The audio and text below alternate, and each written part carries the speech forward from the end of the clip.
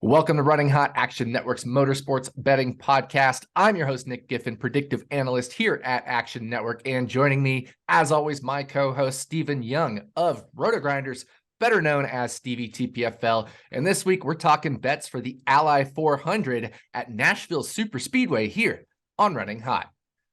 Yes, NASCAR returns after a week off, but prior to the break, Martin Truex Jr. claimed his second win of the season by taking home the checkered flag by finishing first at Sonoma.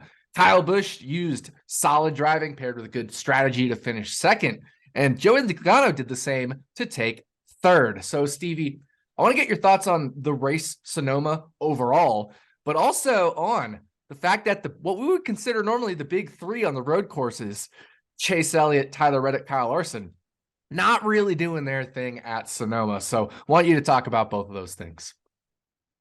Truex was fast in practice, was someone that we were kind of targeting. Him and Hamlin. Hamlin had some unlucky break, which is good to see because these are guys that for years we were talking about on road courses, and last year that Toyota was just so bad, especially at Sonoma. So it was really good to see the Toyotas kind of bounce back, and everything that I had read was they were running a lot closer to Tyler Reddick's setup, which kind of makes me believe they were running closer to a Chevy setup because of how good Chevy was last year on road courses. So I think it was awesome to see Truex win. When he was practicing and I was watching practice, I was able to grab him at 40-1 during practice, and I was like, what are we doing leaving lines up? But hey, it was a good week.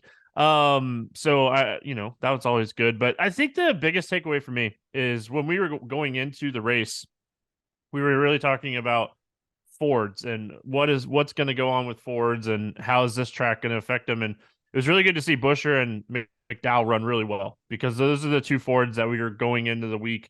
Hey, these are the two guys that we need to watch. Joey Logano, he wasn't fast. He had really good strategy. Are we shocked? Paul Wolfe is really good at what he does. As far as Larson, tire fall off was there still at Sonoma, but the passing seemed down a little bit and they just didn't seem as fast. And Tyler Reddick, you talked about it a lot 2 weeks ago when we did Running Hot on how this is one of his worst tracks as far as road courses. And as soon as the green flag dropped, he was dropping, and he dropped and ran in that 12th range. It's just not a good road course for him. So I think overall it was a good road course. I know a lot of people thought it was boring, but this is what road course racing is. It's technical, it's long, and it's something that we should probably do 2 or 3 times a year. If we can fix the short track program with this new car, the 1.5s is fixed, and I think we should go road course racing a little less. Yeah, I would agree with that. I thought Sonoma was a good race. I didn't think it was a great race or fantastic race. I thought it was a good race. I enjoyed it. I enjoyed watching the racing. I love road course racing in general, though. And you're right. As far as the Fords, Michael McDowell, Chris Buescher, the two we were high on, and then the rest of the Fords kind of stunk. You mentioned it. Joey Logano finished third, but that was a strategy move. Kyle Busch's second place finish was a strategy move. He kind of timed an earlier pit stop really well and took advantage of one of the few cautions there. And then Chase Elliott, he just kind of hung around that 5th to 9th place spot there. Kyle Larson, I thought, had a really good car. The problem was he qualified in 16th or something like that. And it is hard to pass. And he was making good moves, but because he made his first pit stop earlier, that second stint, he started wearing out his tires really bad. And then he made a mistake or two. But I thought he actually had a really fast car. And if we look at my track position adjusted flags, he actually comes in as a top 5 car in that race. And I think he would have been even better without some of the issues he was facing there, just based off of strategy and a couple errors. So, I think it was still a good chance Kyle Larson could have won that race or competed for the win had he had a good qualifying lap. But he just coming from 16th is so hard at Sonoma. So overall, I agree with you. I think it was a good race, not an amazing race. And as far as road courses on the schedule, I'm right there with you. I think, if this car was amazing at road courses, I think it could handle 4, 5, maybe even 6 on the schedule. But it hasn't been super amazing on the road courses, especially this year on this lower downforce package, amazingly enough. So I think in that, that 3 to 4 range is probably the sweet spot for road courses on the schedule right now, especially with how things have been so good, like you said, at the intermediate tracks. But we do turn our attention ahead this weekend to Nashville Super Speedway. I put the Super Speedway in quotes because, it's not really super speedway racing per se, but that is the name of the track.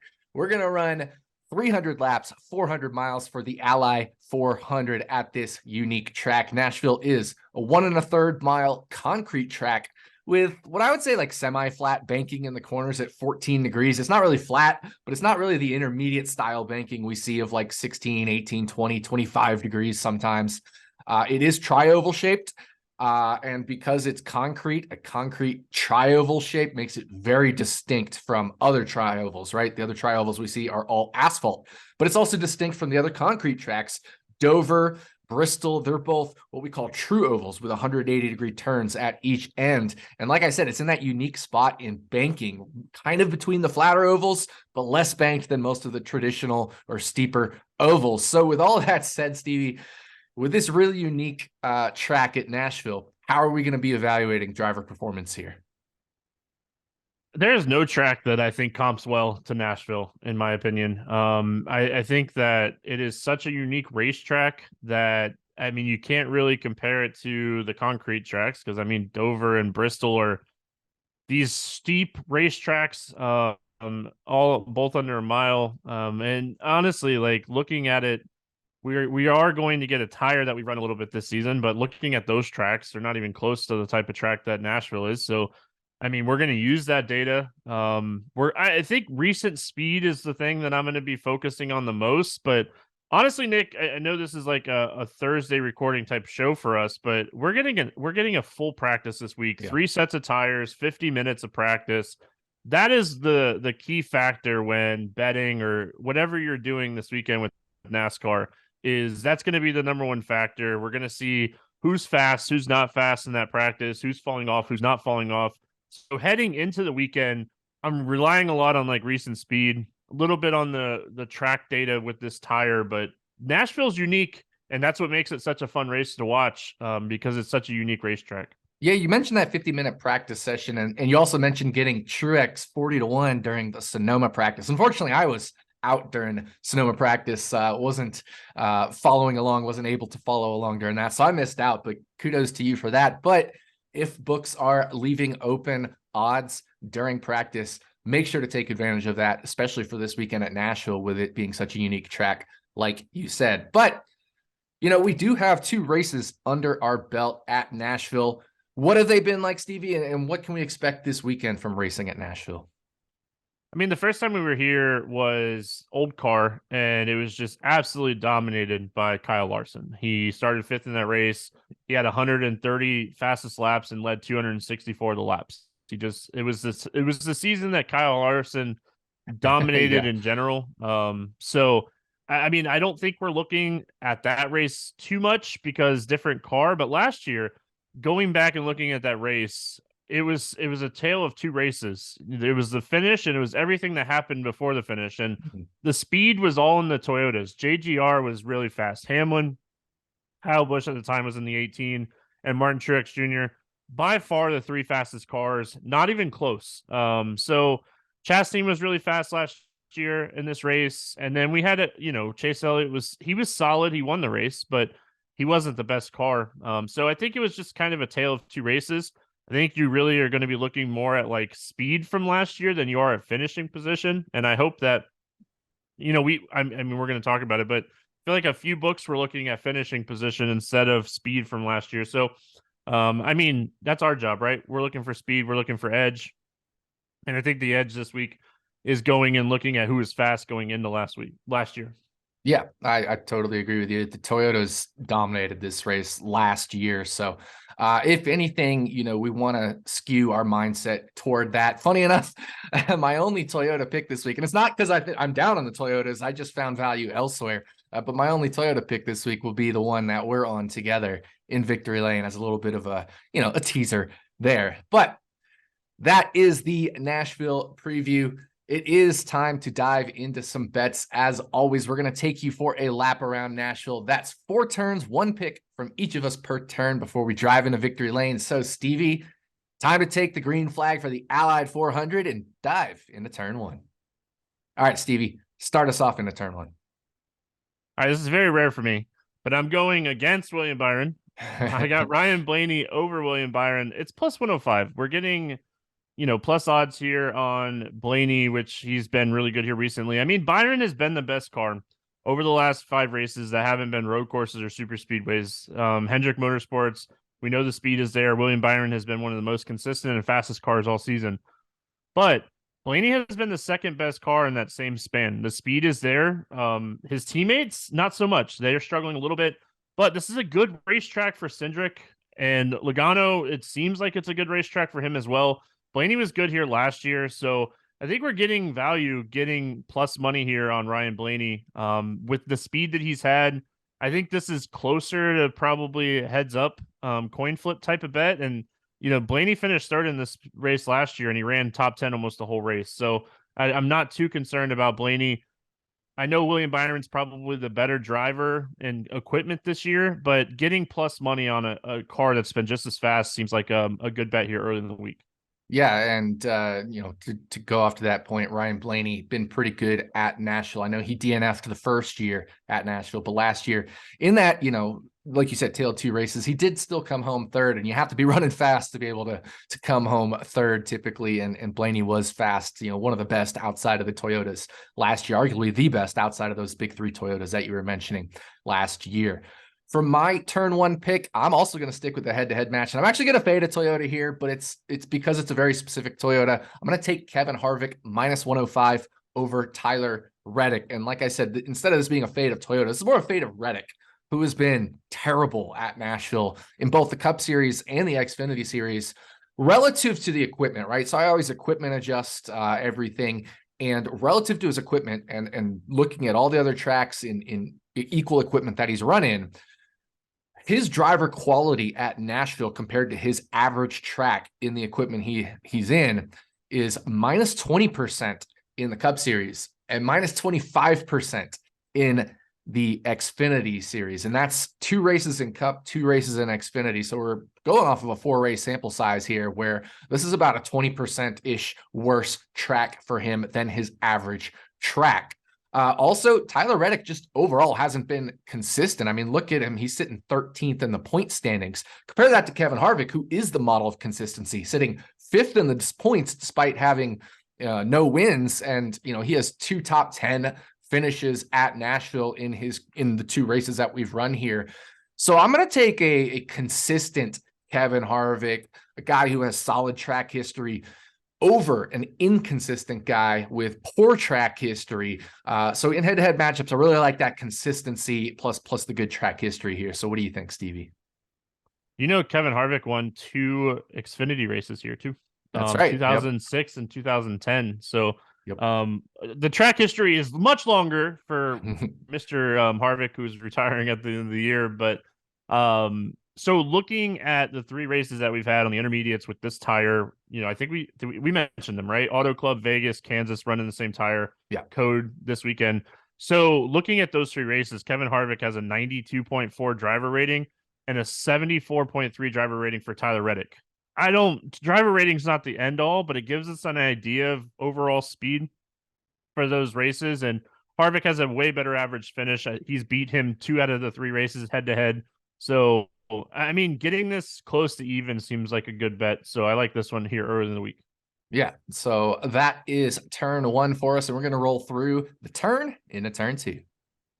All right, Stevie, take us through the corner in turn 2.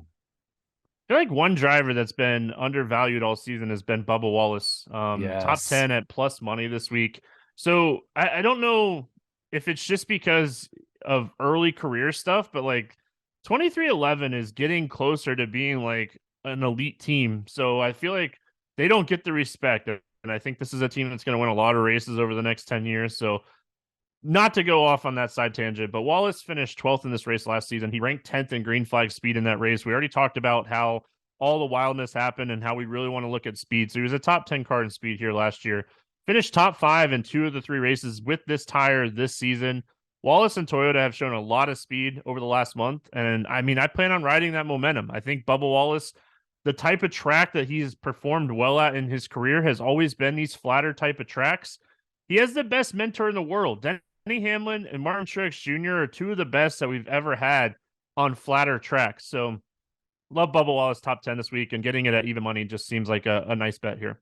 Yeah, and we're playing right into that Toyota theme where we think they should be strong. And the difference from Tyler Reddick, of course, like you said, this should be a strong track type for Bubba Wallace. And he did finish well here last year, especially compared to his season-long results. This was actually a positive 8% track for him last year. So definitely like that Bubba Wallace top 10 play. For my turn 2 pick, gonna go to the weekly, it almost seems, Chase Briscoe at intermediate fade. And I'm gonna take Eric Almirola, his teammate, at minus 125 odds to finish ahead of Chase Briscoe. Briscoe's been beyond awful at the intermediate package this year. He's sat 30th or worse in track position adjusted flags every single intermediate package race. Almirola, meanwhile, he hasn't been amazing at this intermediate package, but he's also not bad at Nashville. He has an average of finish of 10.5 in the 2 races. Sure, that was boosted by a 4th place finish 2 years ago. Last year, he still came home 17th, which was still well outpacing Chase Briscoe, his teammate, and he finished ahead of Briscoe in both of the Nashville races. He's also, like I said, just outpaced Briscoe at the intermediate package this year as well. Almirola coming off a 19th place finish at Gateway, while Briscoe back in the 20s, 30s again, as he's been every week in the intermediate package. So we're getting Briscoe in a bad package for him at a pretty bad track for him. And this is a relatively decent track for Almirola. He's better at these flatter type tracks, and he's posted some very good results at Nashville. So I'm going to eat the juice here at minus 125, Almirola over Briscoe. Got to remember too that we're getting a crew chief change for Chase Briscoe. I know they had like an off week to kind of make this all official and make it work, but Richard Boswell, they worked together in the Xfinity Series in 18 to 20, pretty sure, and they won, I think, 7 or 8 races in that span. But this is a huge upgrade for Boswell, going from an Xfinity car that we know does not run the same as these Cup cars. So while I think overall the change is going to be good long term for Briscoe, I think we're going to have to wait and see 5 to 7 races before like Boswell really kind of gets his feet under him. So I think that's just a huge move that might go overlooked on the books side of things that we need to be looking at. So I kind of like going against Briscoe in matchups that we can get this week. So I think Briscoe's going to struggle. I'm with you. This dude's 31st in points in a Stewart-Haas car. That's just not good. Yeah, and he does have some solid finishes this year, but he was coming off a 3 straight top 5 run, but it was between Bristol Dirt, Martinsville, and Talladega, which Bristol Dirt is very unique. Martinsville, shorter, flatter track, not running that intermediate package, shortest track on the schedule, and then Talladega, a super speedway race where all things are equal. So not really a representative run there compared to most of the tracks that we'll be seeing as far as the intermediates. And then he just really hasn't performed at the road courses this year as well. So very big struggle year for Chase Briscoe. But that is turn 2 for us. Time to, hit the throttle and go down the backstretch and then barrel into turn 3. All right, Stevie, lead us into turn 3. Well, I mean, turn 3 at most racetracks is where the party happens. So I got to go to the party man himself, Mr. Daniel Suarez, for a top 10. Early in the week, I really like trying to find top 10 bets that make sense, that seem to have value. And this one really jumped out the page to me here at plus 165. This is going to be a big track for him as far as like sponsorship goes. They're doing big parties this weekend. Tootsie's is on the car. They're a Nashville organization. This is a huge area just in general for this team. We saw a lot of speed last year at this racetrack for Ross Chastain, and Suarez actually was fast. He just had some issues. So he has a 9.7 average finish in the 3 races with the same tire, which gives me confidence that the top 10 is there. He ranked 12th in speed at Nashville last season, despite where he finished. He ranked 7th in speed at Gateway a couple weeks ago. Not the best comp, but it is another bigger flat track type of racetrack. And I mean, if we look at all of the non-road courses and super speedways, he ranks in top 15 speed. So getting this at plus 165 It seems like nice value. Daniel Suarez, like Bubba Wallace, is another driver that I feel like we've talked about on this podcast a lot this year. I agree with you. I think he's super underrated. Trackhouse, like you said with 2311, Trackhouse, aside from Ross Chastain, obviously blowing things up last year, just being amazing. Daniel Suarez has been quietly strong, especially last year. The first year, just like 2311, Trackhouse started 2 years ago, and it was just Daniel Suarez there. And so just like we had just Bubba Wallace of 2311, but the addition of Ross Chastain, the next gen car, things have certainly changed. So my turn 2 pick, also Daniel Suarez, but I'm going to take him plus 450 to win a group with Bubba Wallace, Alex Bowman, and Ty Gibbs. And, I know there's Bubba in this group and we like Bubba, but we also like Suarez. I think Alex Bowman is good too. And of course, Ty Gibbs, I'm not as high on Ty Gibbs simply because he's a rookie, still kind of getting up to speed in these cup cars. His best finish in his career is still 9th place, which he did 3 times earlier this year. And, he dominated the Xfinity series, but Nashville was not one of those tracks where he dominated. So, just overall, I think this is a very close group. And so plus 450 is just far too long on the odd side of things here. I mean, if you think about it, a 4-car group, if everybody was equal to win, 25% to win, plus 300 would be fair. And I think Daniel Suarez may actually be either the favorite or the second favorite in this group, right up there with Bubba and Bowman. I think the 3 of them are all pretty close. So if I were to kind of handicap this, I think Ty Gibbs should be the plus 450, and these other guys should be around plus 280. So I really like plus 450 on Daniel Suarez. You mentioned how strong he's been at Nashville, 7th place 2 years ago, 11th average finish in the 2 races. If we look at this group over the last 2 years, Bubba would have won this group last year if, we just look at Bubba, Bowman, and Suarez, but he was only 3 places ahead of Suarez. 2 years ago, Daniel Suarez would have won this group, and that's with me even putting Kyle Busch in for Ty Gibbs, which, of course, Gibbs is in that Kyle Busch car now. They just renumbered it, but same team car. So Suarez won this group 2 years ago. And, of course, like you said, he's run well in this tire combination, Auto Club, Vegas, Kansas, all inside the top 12 in flags, which is, my true speed metric there. So we're both high on Daniel Suarez this week. What do you think as far as this group? I would probably say that it's a coin flip between Bubba, Bowman, and Suarez. So I'm with you on that. I think Gibbs is the outside looking in driver, but getting this at plus 450 seems like really nice value because, I mean, anytime you're getting the second or third favorite in a group at plus 450, I mean, you're really just kind of racing against 3 guys. So I'd be super happy with Suarez finishing 7th, Bubba finishing 8th, and Bowman finishing 9th. So that works for me. Yeah, I like it. That's the dream scenario right there. Getting all 3 of those guys in the top 10 and getting the Suarez group win. So that is our turn 3 pick. We got one more corner to go before we take the checkered flag. So let's dive into turn 4. All right, Stevie, lead us through turn 4. Yeah, I mean, we're gonna go back to the Toyota here, and their winning number for the manufacturer bet is plus 175 here early in the week, and it just seems like a number is more based off of finishing position last year than speed. We talked about them ranking 1st, 2nd, and 3rd in speed last year at Nashville. They've bridged the gap on Chevy over the last month. We've been talking about this, I feel like, for about 6 weeks now. 3 of the top 6 cars in speed on the 3 tracks of this tire combo has been Toyotas, and we know they kind of started a little slower. So I think this is really a battle between Toyota and Chevy this weekend. My model has it closer than the 175 that we're getting. So I'm jumping on this early in the week.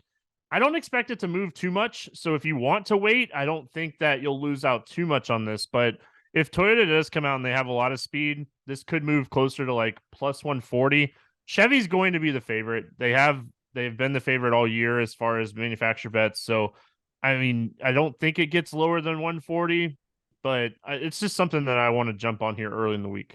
Yeah, I mean, it comes down to car count, right? The Toyota only has 6 cars, so they're never going to be like a super strong favorite, even if we see them dominate practice. Plus, if they dominate practice, they can only fill spots 1 through 6. So some other guys are going to show up 7 through, whatever, and look like they're good anyway. So, and Toyota's not, let's be real, Toyota's not going to be 1 through 6 in practice. So there's going to be some Chevys probably in there inside the top few positions in practice as well. So you're right. This really isn't going to move a ton, but at the same time, it is probably good to get it a little bit early if we do think Toyota is going to be the strongest manufacturer. For my turn 4 pick, this is like more of a lean for me. I'm just going to throw a half unit on this. If you want to, if you want to play it, I would throw a half unit on it because I think it's pretty thin value. But I'm going to take Austin Cindric's top 10 at plus 470. And like I said, I don't love it, but by comparison, at pretty much everywhere else, he's in the 3-1 to 3.75 to 1 range. So plus 300, plus 375 to 1. So plus 470, just as far as like book value is pretty solid. So, it's kind of gross, but he is pretty good here. He grabbed his only non-drafting oval top 10 last year at this track. All his other top 10s were either at road courses or at drafting ovals. He also led more than 50 laps in his lone Xfinity race here. Remember, the Xfinity races are shorter, so 50 laps led there is a very solid number. He is coming off a 13th at Gateway, so, they did find some speed at a flattish and similar-ish length track with that 13th place finish at Gateway. And just looking at this tire combination, he wasn't amazing. He honestly, he wasn't that great in speed at Las Vegas, but he still managed a 6th place finish because he was good enough to hang inside that top 20 in flags. And if mayhem or if things get a little crazy at the end, and like you said, with Nashville's kind of a tale of 2 races last year, that gives the ability to shake things up, maybe a little bit of strategy. That's Austin Cindric finished 6th at Vegas. Certainly think that's possible for him here at Nashville as well. So plus 470, I'm kind of leaning here, half a unit type deal because it's pretty thin value, but that is my turn 4 pick.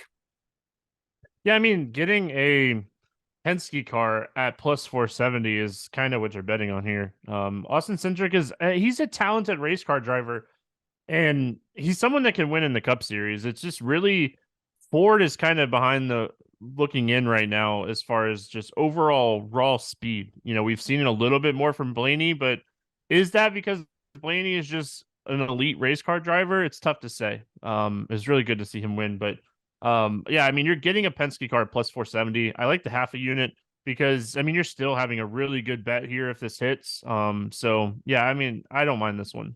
Yeah, it's just, it's one of those, it's like, exactly like you said, you're kind of just betting on a Penske car at plus 470. So just, good car, good equipment, even though they're behind the 8 ball, it's pretty long odds for a top 10 finish, which is kind of a nice, gives us a lot of cushion there. There's only 26 spots he can't finish in and 10 spots he can.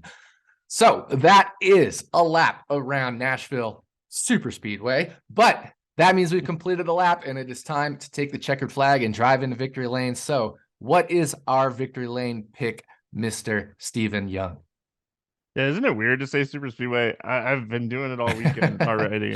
So we're going to go to Denny Hamlin plus 800. This is already moved. So if you like this, jump on it. It's something that if you jumped on it early in the week, you could find it 9-1. I think I saw it 10-1 on a couple of people tweeting it as well. So yeah, I mean, it's already moving because, I mean, it's a really good bet. So like I mentioned, Toyota first, second, third in speed. Denny Hamlin ranks first in speed in the 3 races with this tire combo this season, has the highest driver rating in those 3 races. And he's just always really good at flatter tracks. He's one of the best ever on flatter tracks. So with the Toyotas faster here recently, a good racetrack type for Denny. I mean, it's really hard for me not to have interest in Denny here at 8-1. And again, I think this moves. I think he's going to be really strong in practice, and I think this moves. Yeah, I agree with you. Totally agree with you. Totally agree with PJ Walsh, Action Network, who wrote this bet up as well when it was plus 850. 8-1, still value here. I mean, like you said, we're getting a guy who's been the best at this tire combination this year, had the best driver rating at Nashville last year, was one of the dominant cars at this track last year. Toyota's just getting even better compared to Chevy. So all the factors are pointing towards Denny Hamlin here. So with all of you guys on this one for our victory lane pick for this week's Running Hot for Nashville Super Speedway. So that is going to do it for us. Thank you for listening to the Ally 400 episode of Running Hot, Action Network's motorsports betting podcast. We'll be back this time next week to talk about bets for the Grant Park 220 at the new Chicago street course. Yes, a street course race in the streets of downtown Chicago. So that'll be exciting. That'll be interesting to see how that all plays out. On behalf of my co-host, Stephen Young, thanks again for listening, and we'll see you back here next week on Running Hot from Action Network.